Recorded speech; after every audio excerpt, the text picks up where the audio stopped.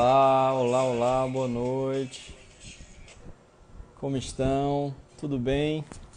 Começando aqui mais uma prosa, né? Nesse mês de muitas prosas, toda quinta-feira uma prosa diferente. Essa que será a nossa penúltima prosa do mês. Teremos na próxima quinta uma última prosa e aí daremos um mês aí para marcar, né? As prosas de julho. E é com muita alegria que hoje, pessoal, eu vou conversar, vou prosear com alguém que eu conheci durante o curso de formação da Defensoria Pública. Para quem não sabe, essa semana é a Semana da Defensoria Pública, dia 19 de maio, ontem é o Dia da Defensoria Pública, e o Dia da Defensoria Pública foi fixado com base na data da beatificação do Santo Ivo. Quem era Santo Ivo? Santo Ivo foi uma pessoa que renunciou a tudo que tinha, assim, era uma pessoa que tinha certas posses, certos bens, e ele renunciou a tudo que ele tinha para passar noites em vigília, oração e estudos.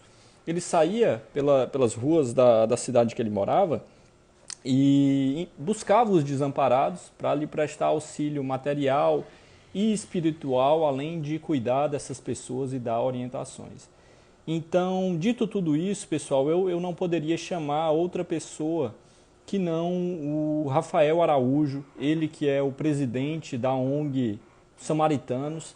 Além disso, o Rafael, ele é advogado, ele é mestre em ciências sociais, além de empreendedor social e, acima de tudo, é um ser humano. É com muito prazer, muita alegria que eu vou convidar e fico muito feliz já que ele tem aceitado o nosso convite. Deixa eu colocar ele aqui na sala.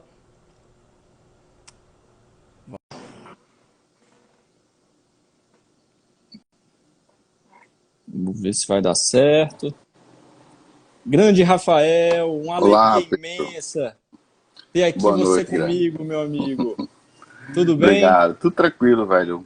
Apesar da correria hoje foi dia de ação, foi dia de muita correria, mas em paz, graças a Deus, né? Nesse nosso privilégio de poder estar em casa, de poder estar em paz assim, com a família, com saúde, então tô tranquilo. É verdade. Que coisa boa, Rafa. Rafael, eu sempre peço aqui uma apresentação rápida, assim, de 30 segundos. É claro que depois a gente vai se aprofundar, mas eu queria que você falasse, assim, se apresentasse para quem ainda não te conhece. Quem é Rafael Araújo em 30 segundos? É um pitch bem rapidinho, né? Mas é fácil. Você já até falou, sou advogado. Eu sou mestre, na verdade, em ciências jurídico-penais, né, em direito penal, fui na Universidade de Lisboa, e de um tempo para cá eu resolvi virar essa chave e virar empreendedor social, realmente. Na verdade, me assumi, né, eu já vinha numa caminhada bacana há muito tempo aí, nesse, né, nesse terceiro setor, junto com projetos sociais, e aí resolvi fazer essa virada de chave em plena pandemia no ano passado. Aí estou fazendo essa guinada, apesar de ser louco pela advocacia, gostar bastante, gostar muito do direito penal, abdiquei até de ensinar agora para poder me dedicar realmente a, né, ao terceiro setor e aos projetos sociais. É uma baita mudança, né, Rafa? Assim, você deixar assim, o setor privado, né, da advocacia para tratar realmente do âmbito social. Eu imagino que em plena pandemia, né, uma baita de uma mudança assim na vida como um É, todo. na verdade, isso já era um ensaio de muito tempo, né? Já era algo que meu coração falava há um certo tempo, mas eu tinha essa preocupação tanto porque como eu disse, né, eu sou apaixonado pela advocacia, quanto tem a questão material também, que você se preocupa, né? Poxa, você investiu numa carreira, você Sim. tem um escritório, enfim, tem meus clientes, e hoje estou abrindo mão disso para poder ajudar mais pessoas, né? Causar mais impacto social, poder me dedicar melhor realmente a essas causas que eu assumi. Cara, que legal. Rafa, eu queria saber, assim, eu conheci os samaritanos, né? Assim, durante o início eu falei na ronda de direitos que vocês costumam fazer todas as terças-feiras, não é isso? A ronda de direitos ela acontece uma vez no mês, né? Que é a última Ah, uma vez no terça-feira mês. do Na mês, última terça-feira de cada mês. que Isso. é com as defensorias. A gente faz atendimento nos samaritanos, mas nas 3 primeiras semanas, né? Com os nossos voluntários. Aham. E aí na última terça-feira, porque era quarta antigamente, mas na última terça-feira a gente faz a ronda de direito com os defensores, né? Saindo com a gente, atendendo a população lá no território mesmo deles. E eu achei assim sensacional, Rafa, porque é muito difícil você ver assim em defensorias dos estados uma ação como essa, de fato ir às ruas e tentar ajudar aquelas pessoas no ambiente das ruas, né? Porque assim, refletindo um pouco, a gente que estuda assim, na advocacia, sobretudo na defensoria pública, a gente está preparado para um papel jurídico muito pesado, né? A gente se prepara muito, estuda muito, mas muitas vezes eu acredito que se esqueça um pouco esse papel mais de execução, porque ninguém se prepara para lidar com o ser humano, sobretudo o ser humano mais vulnerável, né? Que veja sequer tem onde morar, é realmente uma preparação que destoa da caminhada que as pessoas já vêm, né, no caminhar jurídico.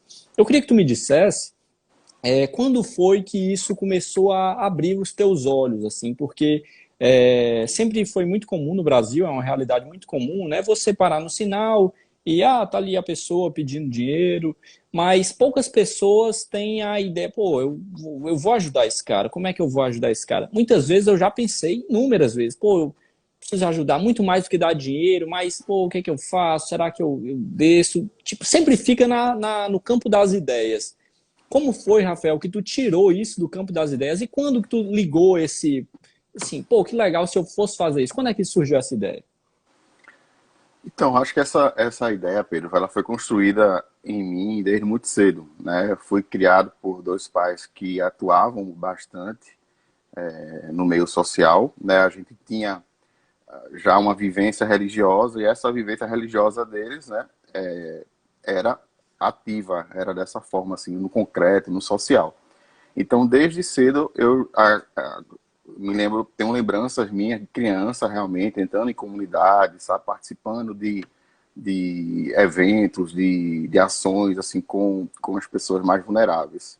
Então, isso meio que foi um caminho natural para mim, né? Eu até via isso como algo que fazia parte da minha vida, independente da vocação que eu tivesse, né? Da profissão que eu, que eu escolhesse, né? E aí tem eu até lembrei dessa história recentemente, que foi um pouco de uma guinada, assim, e um despertar. Foi justamente numa ação dessa que eu estava com meu pai era coordenador de um grupo desse também, que trabalhava com população de rua, na Universidade Católica, aqui de Pernambuco. E ele era coordenador e desde 14 anos eu frequentava essa ronda noturna com ele. Hum. E aí, uma vez, no terceiro ano, né, do ensino médio, eu fui para uma ronda dessa e eu tinha estudado a vida toda num colégio só aqui em Recife, que era o Salesiano. Então, Uhum. tinha estudado a vida toda nesse colégio e estava começando o terceiro ano com 16 anos, estava muito novo. Então, eu estava naquele ano de brincar, sabe? Eu escolhi, pode ser que eu estude muito e não consiga passar no vestibular para direito no final do ano. Então, eu vou ter perdido o ano com meus amigos que eu conheço desde de fralda e não vou ter aproveitado. Não, eu vou brincar. Eu botei na minha cabeça que não ia, né, estudar, ia brincar realmente. E depois, se eu não passasse, eu ia fazer cursinho, ia fazer outros anos que eu estava novo para isso. E aí, numa dessas rondas, a gente encontrou dois adolescentes, sabe? E eles estavam em estado de choque, eles estavam molhados, com um bocado de marca de tortura. E aí eles tinham sido pegos porque tinham roubado, né? Tinham assaltado uma pessoa numa parada. E era um trabalhador, o cara só tinha R$ 2 na época. E aí a polícia pegou o pessoal, pegou eles dois, a polícia, a PM, e levou para um mato, sabe? E aí ficou afogando eles num tonel, ficou fazendo tortura, a sessão de tortura mesmo, com choque, com corte, enfim. E depois liberou eles dois. E eles estavam lá, um em choque, não conseguia falar, e o outro falando, né, em choque também, falando sem parar. E eu estava meio de longe, e uma hora eu me encostei um pouquinho perto, assim, e aí ele virou para mim, uma pessoa de 16, né, um pirralho de 16 anos. Mais ou menos Aí, da tua idade, né, na época. exato, não, eu tinha 16, ele tinha menos, ele tinha uns 14 Ah, anos, eu acho. Aí ele virou para mim e disse, doutor, né, interessante essa, doutor, estude para depois não estar na rua apanhando por causa de R$ 2 feito eu. E aquilo me tocou, né, me impactou bastante. Eu fui pro carro, passei o resto da ronda chorando, assim, né, vendo, me toquei a oportunidade que eu estava jogando fora e que tanta gente, né, queria estar aproveitando, que era de estudar, de ter um colégio bom e tal, etc. E aí eu segui o conselho dele, aí eu fui estudar. Né, estudei o terceiro ano, fiz o meu curso de Direito, acabei na minha dissertação de mestrado falando sobre o princípio da insignificância entre menores infratores, né, entre adolescentes infratores, e aí que seria algo, né, até para você pesquisar essa atuação desses menores que me impactaram quando eu tinha 16 anos. Mas eu vi que, você sabe disso, o tempo do direito é outro, né? O tempo do direito é mais lento, o tempo de um processo é devagar, o tempo de um projeto de lei, o tempo, enfim. Então eu meio que resolvi não ficar esperando tanto esse tempo do direito e partir para o agora também, né? Que aí eu não quero resolver hoje o problema, sabe? É a fome de hoje, é a sede de hoje, é o frio de hoje, mas também é a moradia de amanhã, é o direito, né, que está sendo sonegado, enfim, tenho a perspectiva do amanhã, de um futuro melhor, de uma mudança de vida efetiva, mas também consigo atuar no agora. E aí, por isso muito que eu fiz realmente essa guinada, sabe?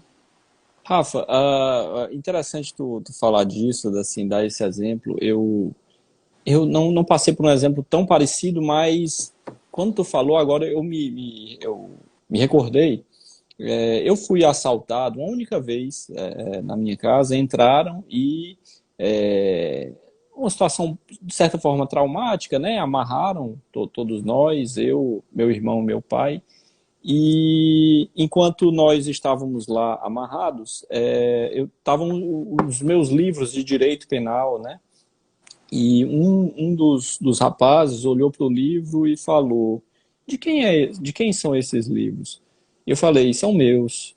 E ele parou, olhou para mim e falou: e inclusive ele também usou essa expressão: doutor, estude, estude, porque essa nossa vida aqui não vale nada, não vale nada.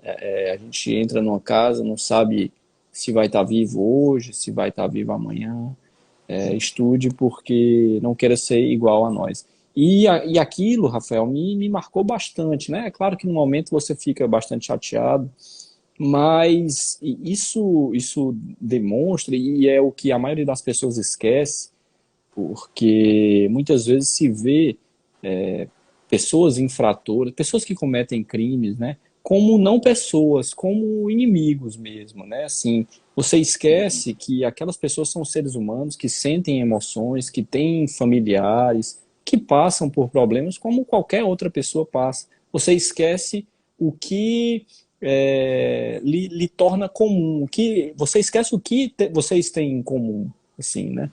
E aí ele passa a ser uma não pessoa, ele passa a ser o inimigo a ser extirpado, né? Então eu acredito que é muito importante esse olhar, e aí na Defensoria a gente vê muito isso, o olhar do ser humano como um todo. E é tão nocivo, né? Alguns governantes que a gente tem tido que tem esse olhar de isso não é uma pessoa, não é um ser humano, rebaixando mesmo o nível de humanidade. Mas legal, aí tu se formou em Direito, mas, assim, entrou para o curso de Direito, mas sempre com aquela necessidade de, pô, preciso ajudar essa pessoa para ontem, para hoje. E quando foi que surgiu a ideia de fazer, de fato, uma ONG ou profissionalizar-se nesse aspecto, Rafa? Tu já Bom, falou que teus pais já andavam, né? isso. Mas a ideia até veio de um amigo nosso, a gente fazia parte, e faz parte, né, da Paróquia de Casa Forte, os grupos de jovens e tal. E o pessoal, e um desses amigos nossos de lá, o Bernardo, ele lançou essa ideia, sabe, essa provocação. Rafa, estava a fim de fazer algo concreto para cá, e aí pediu para visitar esse grupo do meu pai, né, que na época funcionava na Católica. E aí a gente foi lá, eu não estava mais participando, mas aí eu fui com ele uma noite para ele ver como é que era a dinâmica e tal. E aí ele trouxe realmente para a gente essa proposta, né? Então, 14 jovens compraram essa ideia, né? 13 jovens compraram essa ideia de Bernardo, entraram nessa missão aí, nesse sonho junto com ele. E aí a gente começou despretensioso mesmo, né? Vamos ver como vai ser. 30 a gente saiu 14 pessoas, distribuímos 30 marmitas, atendemos 30 pessoas, né? Bem pequeno assim. Mas aí foi uma noite também muito impactante. Foi uma noite que a gente viu que o desafio era muito grande, né? E que a gente não podia, desde já, ficar só nisso, né? Enfim, da comida, da parte assistencial do agora. A gente também tinha que pensar no depois, No longo então, prazo, né? no longo prazo. E aí foi quando a gente começou primeiro a gente foi atrás, né? Sempre teve essa ideia de trabalhar em rede e tal. E aí começou a ver outros projetos que trabalhavam com isso para entender como é que funcionava, onde é que as pessoas estavam, como é que abordavam. Enfim, a gente foi aprender com o grupo todo, né? Depois a gente viu que era uma questão muito, né, de direito, de garantia de direitos também, né? Muito pela expertise que alguns voluntários tinham, senão a gente tem que trabalhar nessa perspectiva e tal. E aí a gente começou a trabalhar com os mutirões de cidadania, que a gente fazia de 4 em 4 meses. E aí já no primeiro mutirão, que foi em 2016, a gente já trouxe, né, a Defensoria como parceira, a gente conseguiu articular com a Defensoria Pública do Estado para eles participarem desse mutirão. E aí, a partir disso, a gente começou uma parceria mesmo né, de dividir essas angústias e tentar somar para garantir esse acesso à justiça. E os mutirões foram se seguindo, né? Mas o mutirão também tinha umas dificuldades, porque o pessoal atendia a defensoria atendia no mutirão, na praça, mas depois o pessoal não ia para a defensoria, porque ficava com vergonha mesmo, né? Assim, não entra, o pé é Tinha muito que levar chique algum documento, e né? tal, Assim, etc. precisar. Às vezes, né, enfim, tinha umas... E a própria vergonha mesmo, infelizmente, né, deles, ou é outro território, é outro local, eu não tenho como ir, ou eu, né, enfim, tenho minhas questões naquele território, não posso ir para aquele território, enfim. E aí a gente via, poxa, não tá dando certo, assim, é muito bom o mutirão, a gente resolve algumas coisas, mas das coisas a mais longo, um processo maior tal, a gente às vezes não conseguia dar seguimento. E aí foi quando surgiu a ideia do Ronda de Direitos, né, de a gente poder, de fato, levar a defensoria, né, para essa população.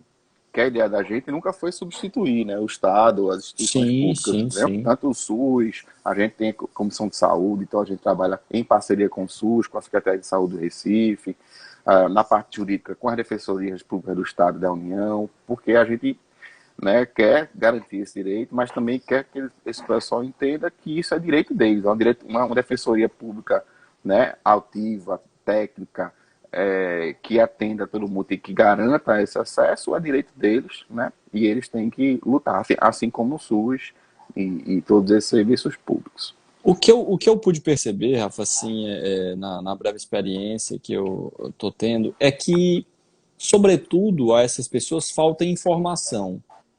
Se eles tivessem informação do onde buscar, né, assim, às vezes falta um documento e esse documento impossibilita tudo, mas eles só querem saber onde se tira esse documento. Eles precisam de, basicamente, informação, né, e de alguém que os escute, que de fato consiga comunicar-se com eles e resolver problemas que são, na maioria das vezes, muito simples, né? São muito simples. É um documento que falta, é uma entrada num benefício assistencial, é um medicamento que é facilmente fornecido pelo SUS, mas que por essas pessoas não saberem, né, acaba prejudicando muito o convívio. E você imagina, assim, realmente é de se imaginar assim, aquela pessoa que não tem uma casa, não tem onde tomar banho, não tem onde se alimentar, como é que ele vai olhar para um prédio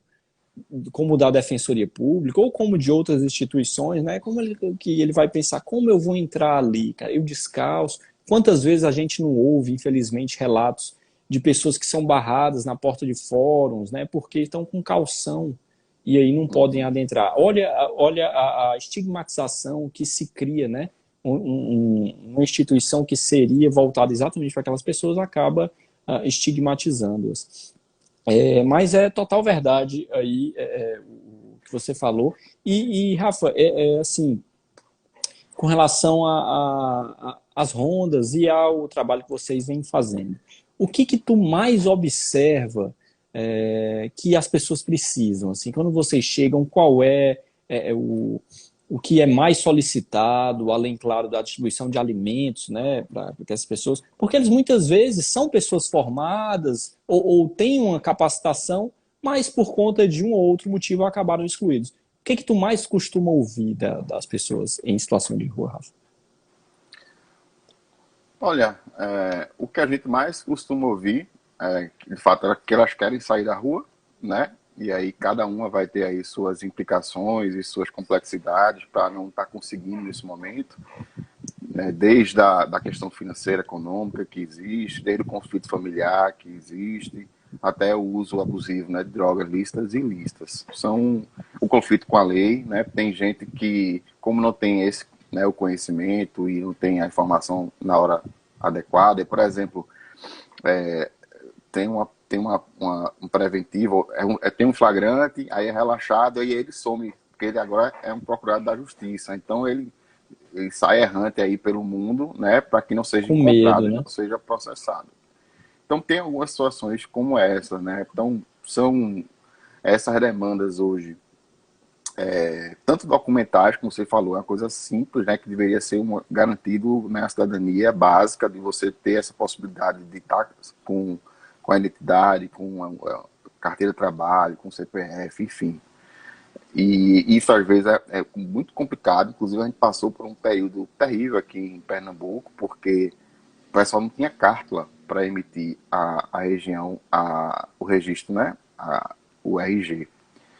E aí ficou um tempo sem poder, sem conseguir emitir, né, segunda vez certidões, porque não se tinha carta. Teve um problema com a licitação e tudo, e ficou um tempo a gente tentando, junto com a defensoria, né? Porque isso empata realmente muita coisa para esse pessoal. Quanto à questão criminal, tem uma demanda também alta na parte criminal, mas aparece de tudo, né? Como você falou, tem todo tipo de pessoas de vivências, né, na rua. Tem professor, um mestrado que fala 4 línguas, sabe ensinar alemão para as pessoas em situação de rua. Tem sociólogo, a gente tem diversas vivências, né? Até a pessoa, mas do geral, infelizmente ainda é uma baixa escolaridade. Mas a gente tem pessoas de várias vivências, né, na rua. Então tem muitas demandas desse tipo, né? E a gente tinha essa dificuldade, ainda tem, não é uma coisa, mesmo com os direitos, a gente ainda está, né, Uhum. sensibilizando esse pessoal para que eles entendam esse direito que eles têm e tal, que eles corram atrás. Ainda é um trabalho muito de sensibilizar também para que eles. Às vezes, eu quero só resolver a RG mesmo. Aí quando você vai conversar, né, você vê que ele teria de Tem repente um. cabiam loas aqui para essa pessoa, ou ele tem, né, trabalhou com carteira assinada durante um tempo, deve ter né, algo para receber. Então, é muito interessante e é muito bacana trabalhar com quem a gente trabalha, assim, tanto nossos voluntários, né, que são advogados, estudantes de direito, quanto os defensores, né, o Henrique da Fonte, a Renata Gambarra, que, né, encampam lá o Núcleo de Direitos Humanos Uhum. daqui, são pessoas muito sensíveis, sabe, comprometidas com a causa, então são pessoas que escutam e têm paciência, sabe, e vão ao fundo, assim, até realmente captar, mesmo que a pessoa não está dizendo. O próprio Zé Henrique, né, que é defensor público da União também, é uma pessoa que também tem uma, uma identidade com a causa. Ele hoje no DPU tem a chefia aqui em Pernambuco e coordena um grupo a nível nacional, né, de estudo da população de rua. Então ele tem realmente muita identidade com a causa. Então isso faz toda a diferença, né? A gente, enquanto profissionais mais humanos e comprometidos realmente com essa população, sabe? A gente tem muitas demandas, as dificuldades são imensas, a de continuidade mesmo dos processos, né? A gente depois, às vezes, para achar a pessoa depois, para conseguir dar Sim. continuidade, né, nos processos, mas a gente tem feito o máximo, assim, todo mundo tem se esforçado bastante e tem sido bacana. Pessoal, só para citar algumas ações aqui dos Samaritanos, do qual o Rafael é o presidente, desde 25 de março de 2020, o início da pandemia, né? Eles já distribuíram quase 295 mil refeições, mais de 300 mil litros de água mineral, mais de 122 mil kits de higiene, 2.000 cestas básicas em várias frentes de atuação. E eu achei legal, Rafa, assim, os projetos que vocês têm, né? Como o Volver, que busca pegar aquelas pessoas que têm, de certa forma, uma capacitação técnica e tentar fazer um banco de dados que conste o currículo dessas pessoas para que as empresas, né, ou alguém que tenha interesse possa contratá-los, dar publicidade, né? Você falou do rapaz que tem falar alemão, né? E quantas Uhum. pessoas não gostariam de aprender, né? Um currículo com mestrado, enfim. Tem o desenvolver também, que ao invés de serve para aquelas pessoas que não têm um currículo invejável, mas busca capacitar para integrar ao mercado de trabalho, além de comissões, como uma comissão jurídica de saúde, de logística, comunicação. De fato, o samaritano, Rafa, parece crescer e ganhando um corpo impressionante em pouco tempo, o que é muito bom, ajuda muitas pessoas. Agora eu queria saber ou qual foi até então a maior dificuldade assim que vocês passam, ou o que que faz mais falta, o que que mais pesa assim para vocês? Olha, a gente também, isso tudo, Pedro, vem realmente daquele primeiro momento que a gente foi para a rua, como eu te falei, né? Que a gente Sim, entendeu que era muito complexo, né? A situação, que não existia solução simples, né? Não não há, tinha, exato. isso aqui sozinho eu vou resolver. Quando você tem algumas pesquisas que são poucas, mas com população de rua e se pergunta por que eles estão nas ruas, tem três grandes motivos, né? Para eles falarem que estão na rua. Uma é a questão econômica, financeira, né? Pessoas realmente estão sem renda. A outra é algum conflito familiar, é muito forte também, a pessoa briga com família, briga com Uhum. parente. E o terceiro isso não é uma ordem, mas é apenas mencionando as três mais faladas, é o uso abusivo, né? De álcool e outras drogas. Mas frequentemente uma pessoa em situação de rua, ela acaba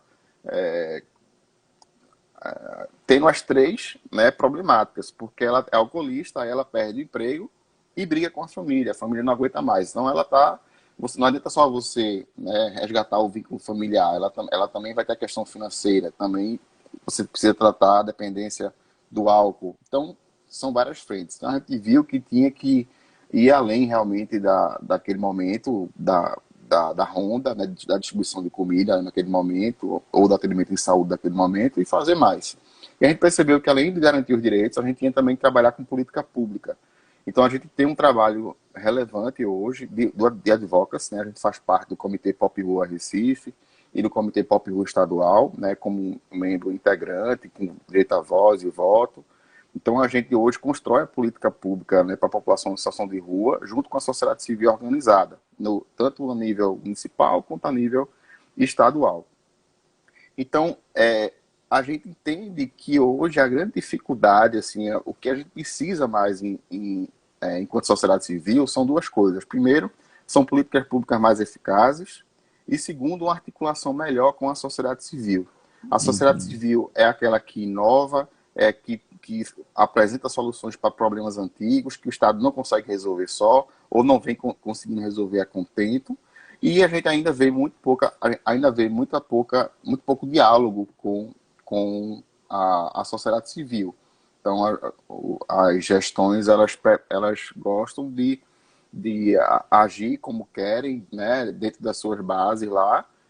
Hoje, nesses comitês, a gente tem um espaço de diálogo relevante, assim, a gente consegue conversar com as secretarias, conversar com as gestões, mas ainda é muito pouco, né, o quanto eles realmente param para ouvir a gente, sabe, ó, essa ação aqui, esse serviço nosso, como é que a gente pode melhorar? Sabe, como é que vocês podem Uhum. ajudar esse serviço nosso a ser melhor? Sabe, durante a pandemia a gente teve algumas questões, mas ainda muito voltados para esse emergencial, né? A gente hoje ajuda com distribuição de comidas que são produzidas pelo restaurante popular, a gente ajuda com alguns, tá caindo aqui, com algumas poucas coisas, né, que eles solicitam, a gente ajuda, mas a nível estrutural, nível maior de política pública, realmente eles não ouvem muito a gente. Então, no meu entender, hoje o que a gente precisaria mais, de fato, para ser mais efetivo, são políticas públicas mais eficazes, né, articuladas, intersetoriais, né, as secretarias municipais, estaduais, elas articuladas entre si, porque às vezes a moradia faz uma coisa, a Secretaria de Habitação faz uma coisa, a de Emprego e Renda faz outra, a de Assistência faz outra. Então a assistência dá um abrigo, mas a pessoa fica ociosa o dia todo no abrigo. Uhum. E aí não tem um trabalho Exatamente. do Emprego e Renda para ir lá e dizer, ó, tem aqui uns cursos para você fazer. Aí tem algumas iniciativas tímidas ainda, e muito por nossa provocação, ó, vamos juntar aqui, tá tendo esses cursos aqui, vamos tentar levar isso para os abrigos, né? Vamos levar isso para a população em situação de rua. Então, no meu entender, existe hoje a maior dificuldade é essa, sabe? A gente entender que as gestões públicas colocarem a população de rua como prioridade, sabe? É inconcebível, por exemplo, você saber que Recife gasta 55 milhões de publicidade no ano e gasta 26 milhões de assistência da pasta toda. Entende? Então são 26 milhões que gasta com criança, adolescente, adulto, idoso, mulher violentada, com, sabe, com PCD, com tudo, enquanto você tem 55 milhões, né, de gasto com publicidade. Então, É uma pena. pode ser lícito como for, mas na minha opinião não é moral.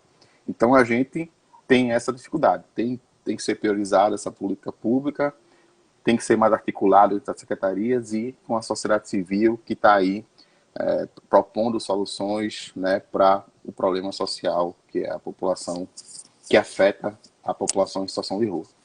Isso está bastante ligado também com aquele fato que a gente citou no início, né, que são pessoas invisíveis, né?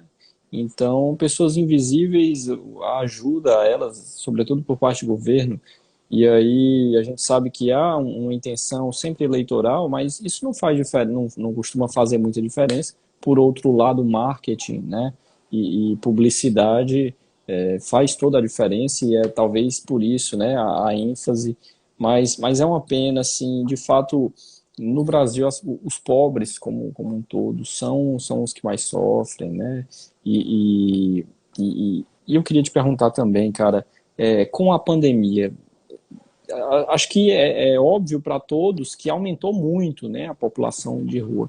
Mas vocês que estão mais ligados aí, que estão nesse contato quase que diário com essas pessoas em situação de rua, qual foi a principal mudança que tu percebeu depois da pandemia para antes?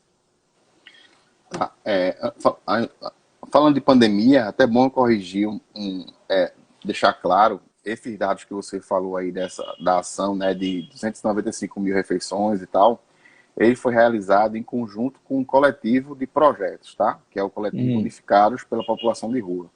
Então, a gente no começo da pandemia ficou desmobilizado. A gente viu que sozinho, enquanto grupo, não estava conseguindo agir porque os nossos voluntários estavam sem conseguir ir para as ruas, moravam com gente, né, em situação de risco e tal. Então a gente. E assim foi com todos os grupos. Esse coletivo já existia, aí a gente lançou lá a enquete para saber como é que estava, se o pessoal estava atuando, se não estava, e ninguém estava atuando realmente, estava com medo de ir para as ruas. E aí um grupo resolveu começar, não, pessoal, a gente pode ficar parado porque a cidade está vazia, né? E as pessoas estão com fome e vão morrer de Covid abandonadas. Então a gente tem que ir para a rua. Então para a gente também foi uma questão de vida ou morte, né? Para eles, sabe? Então a gente se juntou e fez a ação Todos pela Rua, construiu a ação Todos pela Rua, e aí se envolveram 37 projetos na época. Hoje a gente já está com 49 projetos, né, atuando no coletivo, então que trabalham com população de rua. E a gente fez essa ação. Então, esses números aí são realmente imensos, enormes, foi uma grande mobilização. E, na verdade, se não fosse a sociedade civil e essa ação aqui em Recife, né, a população de rua ela ia estar, né, enfrentando a pandemia com muito mais desigualdade. Tá? Então, eles não iam ter lugar. A gente montou uma frente de higienização, então a Universidade Católica cedeu para a gente o antigo Liceu de Artes e Ofícios, que é um colégio que fica no centro da cidade, onde hoje é nosso espaço colaborativo, né? E a gente desde lá oferecia o banho, kit de higiene, roupa limpa, a gente montou uma lavanderia lá imensa para lavar as roupas que a gente recebia de doação, para o pessoal não, né, se contaminar, não vir roupa contaminada. Infelizmente as pessoas às vezes estão assintomáticas e sem saber acabam enviando roupas, né, enviavam roupas contaminadas e tal. E então a gente lavava as roupas limpas. Então eles tinham realmente um espaço de higienização. Depois a gente agregou atendimento de saúde, atendimento jurídico. Ronda Direitos hoje atua nesse espaço também, segunda, quinta e sábado, né? A gente ficou até mais efetivo, trabalhando nossos advogados atendem lá 3 vezes na semana.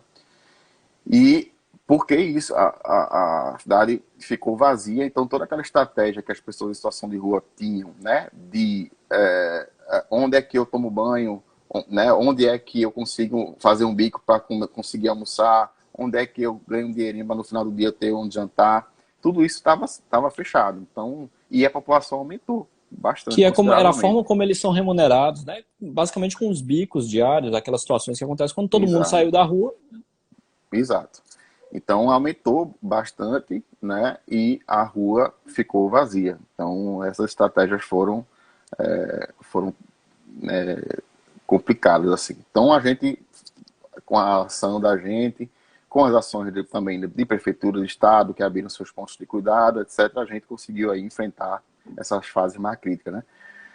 Que a gente, em verdade, ainda está vivendo, né? A fase Sim. crítica da pandemia, mas, de fato, esse número que eu te falei, que você falou aí, é o número Foi um dessa ação coletivo, né? junto do coletivo, né? A gente tem muito orgulho de participar e hoje a gente está lá como uma das coordenações também do coletivo, mas por isso, entender que as pessoas na rua estavam precisando, né, desse apoio emergencial, né? Então a gente foi para a rua porque eles estavam precisando.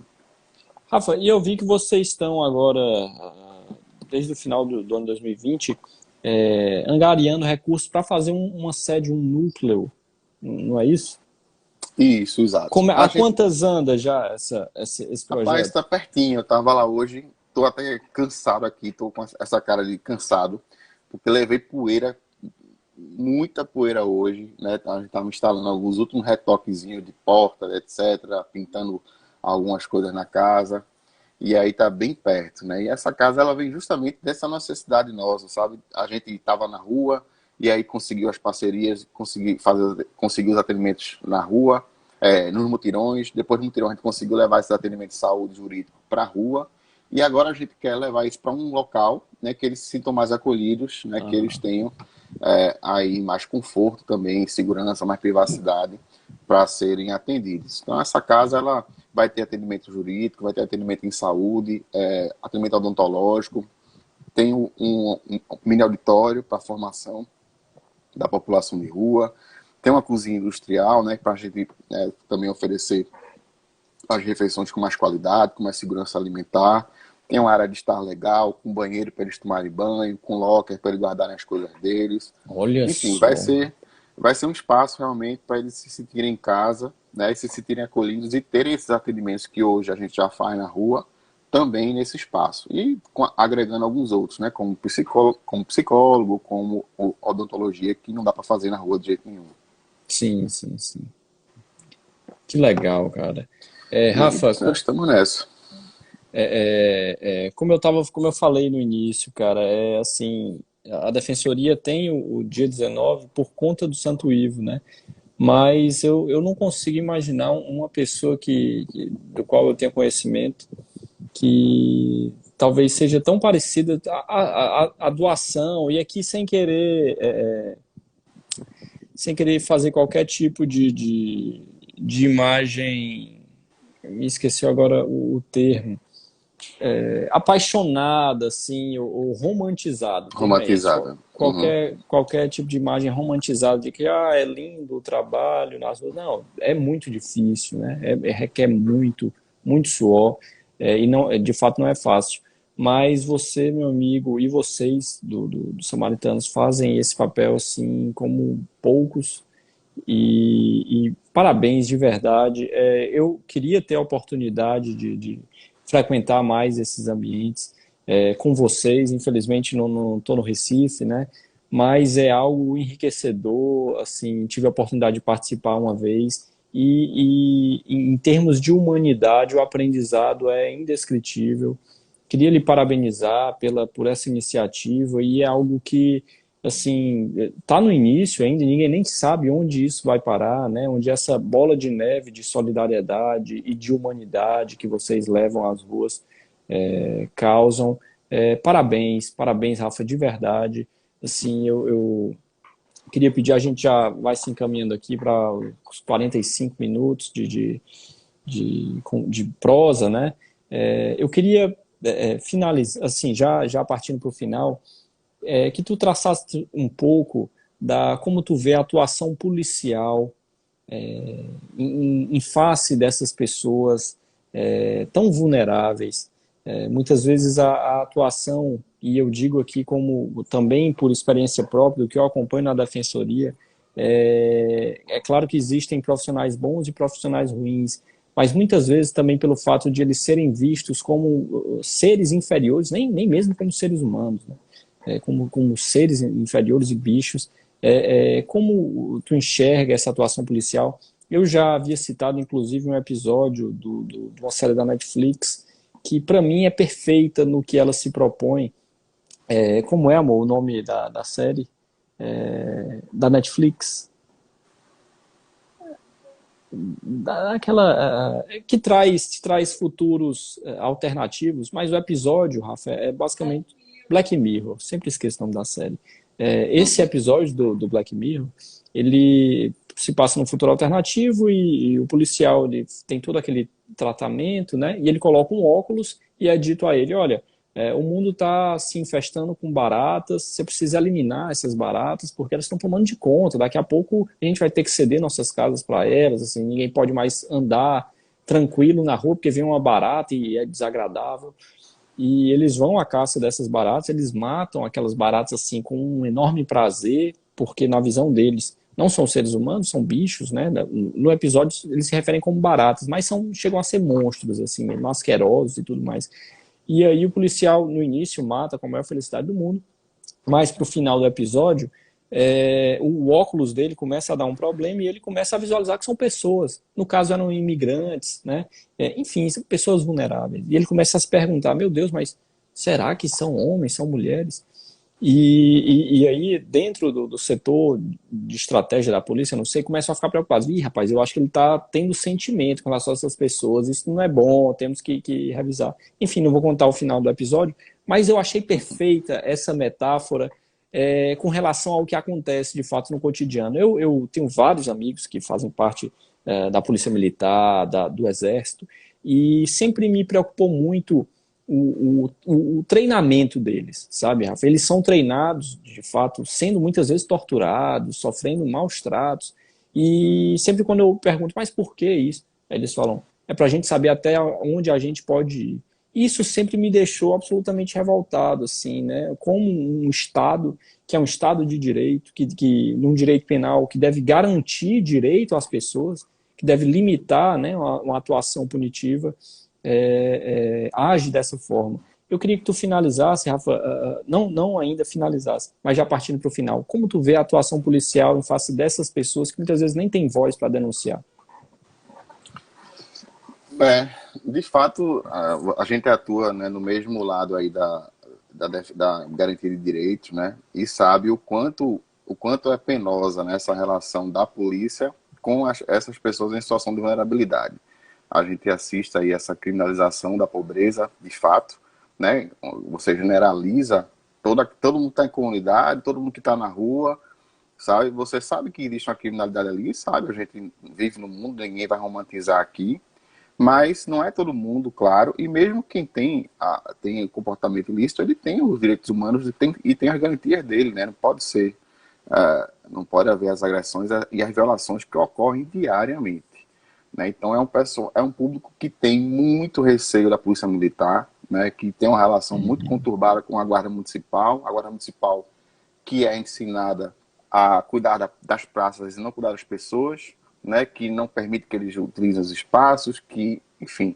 E a PM, de fato, que imprime o terror, imprime a norma com base no terror, realmente, no sentido de tá fazendo uma ronda, parar um grupo, ver um grupo lá sentado, fazendo qualquer coisa lá, e pegar esse pessoal e bater nesse pessoal só pelo prazer, só para manter, sabe, essa relação de temor aí entre eles e essa população. Então, isso acontece, isso não é invenção minha, não é exagero de nada. A gente teve uma situação, inclusive, no final do ano, né, em que houve a desocupação da Rua do Imperador. É uma rua famosa aqui no centro da cidade, onde existe muita população em situação de rua, e, e a polícia chegou, né, a prefeitura, a Secretaria de Mobilidade, com caminhão de lixo, com PM e guarda municipal, acordando o pessoal às 10h30 da noite, 11 horas, para tirar as lonas e tudo que protegia esse pessoal da chuva em plena pandemia.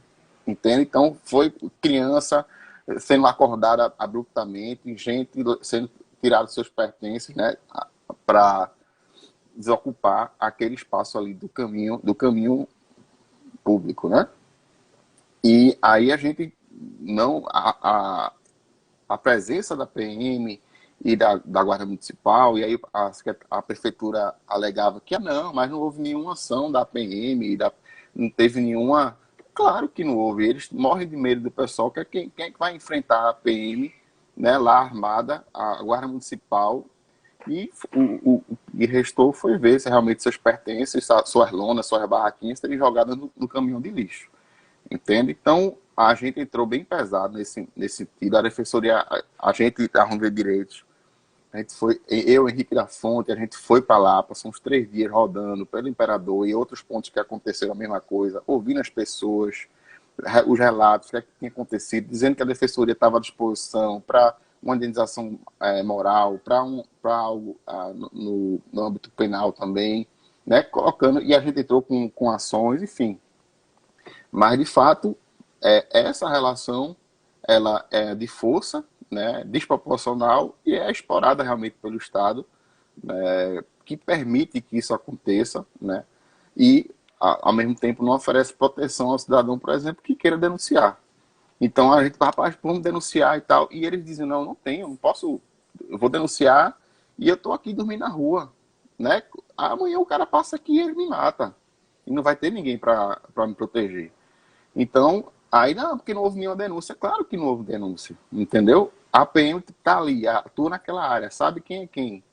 Então, se é receber a qualquer coisa de corregedoria, de denúncia, ele sabe onde vai bater, onde vai ser violento, entendeu? Então, pessoal, a gente fez até um protesto, inclusive, a sociedade civil, junto com a população em situação de rua. Foi bem bacana o protesto. Falas, assim, absurdas, sabe, do pessoal em situação de rua, assim, lindas, falas potentes, sabe, falas de luta. Foi muito bonito o ato, mas eles estavam morrendo de medo, sabe, assim, não queriam pegar o microfone para falar porque iam ficar avisados, e a PM estava lá o tempo todo, sabe, sob a argumentação de que De estavam dar protegendo o segurança. ato, mas todo mundo sabe que era, né, estamos aqui, estamos de olho, entende? É muito difícil.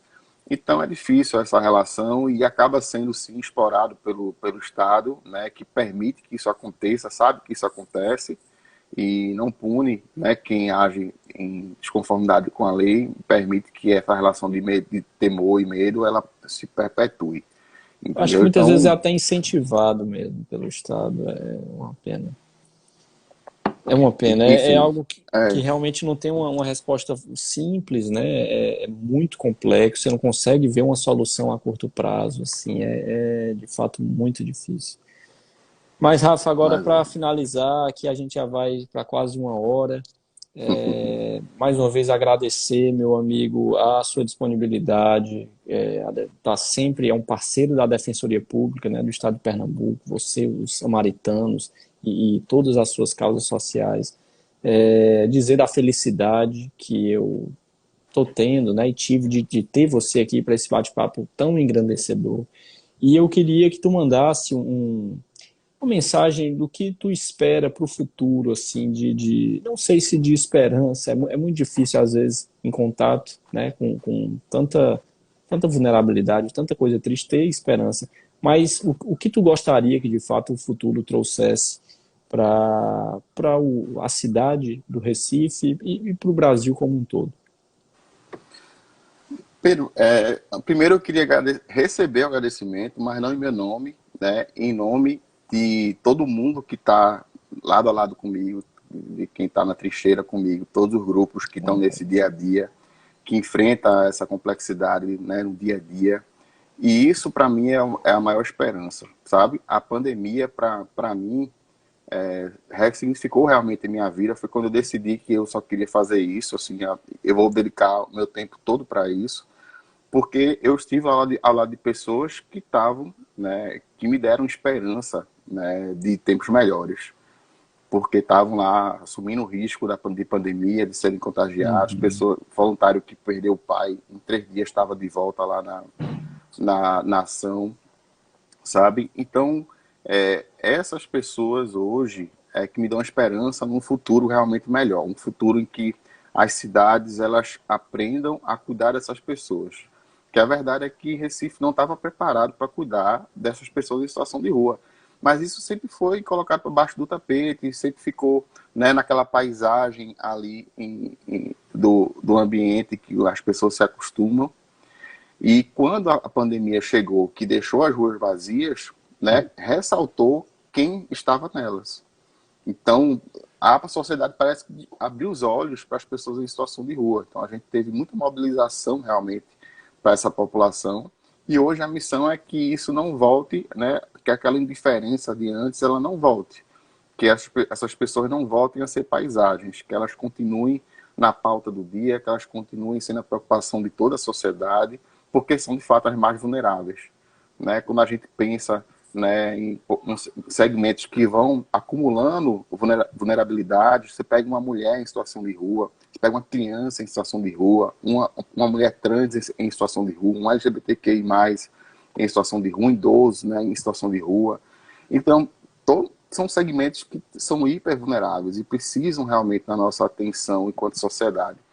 Então, minha esperança de futuro vem das pessoas que se juntaram, as mãos que se uniram, para que realmente a gente consiga construir um futuro melhor aí, onde a gente consiga cuidar dessas pessoas. E se tiver que enfrentar outra pandemia, a gente está melhor preparado para atender e cuidar dessas pessoas. Que bom, meu amigo. Amém. Amém. Eu torço sempre pelo melhor de vocês. Vocês se fortalecendo é uma sociedade mais fortalecida, é uma população mais fortalecida e menos vulnerável. Rafa, muito obrigado pelo seu tempo, meu amigo. Eu sei que sua rotina é muito corrida, começa cedo e termina tarde, mas eu queria dizer que você pode contar comigo enquanto pessoa e enquanto defensor e com a Defensoria Pública, aqui também falando em nome da instituição. Seu trabalho é essencial e quiséramos nós que houvesse mais pessoas como você, meu amigo, o mundo seria diferente. E parabenizar também todos os companheiros, homens e mulheres que estão aí ao seu lado, estão juntos no Samaritano e em todas as outras causas sociais. Muito obrigado. Mantenha sempre essa força, esse olhar tão sereno, esse olhar tão profundo que você enxerga essas pessoas e siga forte, porque o mundo precisa de mais Rafael. Tá bom, Rafa? Um Obrigado, meu abraço, meu velho. amigo. Um abração para você, boa noite, parabéns aí pela missão que você também acolheu, né, para a vida como defensor, de estar junto dessas pessoas também. Eu tenho certeza que a gente vai estar junto aí nessa caminhada, tá bom? Vamos Boa sim, noite para vamos todo sim. mundo que assistiu, valeu pessoal, parabéns aí pelo programa, tá, velho? Já a próxima já estou acompanhando também. Ah, valeu, Rafa. Um abraço. A prosa vai ficar salva aqui para quem quiser